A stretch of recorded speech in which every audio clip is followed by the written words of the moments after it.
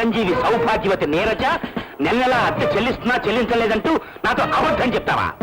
ఆ విషయం చిరంజీవి సౌభాగ్యవతి నీరజ నీతో చెప్పిందా? చెప్పలేదు. సిఐడిని పంపించి సీక్రెట్ గా వెరిఫై చేయించాను. ఆ విషయం వెరిఫై చేయించమని నేను నీతో చెప్పానా? నువ్వు చేయమంటే చేయటానికి, చేయొద్దంటే మానటానికి నేను ఇన్స్పెక్టర్ ఆఫ్ పోలీస్ అనుకున్నావా? ఈడియట్ ఆఫ్ ఇండియా అనుకున్నావా?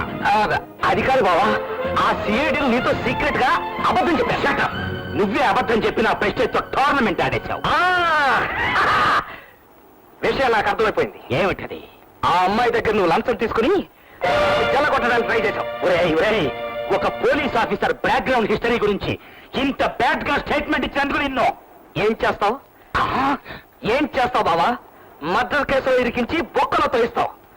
బావా, లా అండ్ ఆర్డర్ గురించి నీకే కాదు నాకు తెలుసు. సివిల్ కోర్టు, క్రిమినల్ కోర్టుతో పాటు రెంట్ కంట్రోల్ యాక్ట్ మొత్తం నా చంకలో. అవసరమైతే నీ బ్యాక్గ్రౌండ్ గురించి copy to CM, copy to PM కొట్టానంటే చిరిగిపోతుంది. అసలు సివిల్ కేసు గురించి నీలాంటి పోలీసు అని మాట్లాడటం నాది నాది నాది బుద్ధి తక్కువ. వెళ్ళిపోతాం.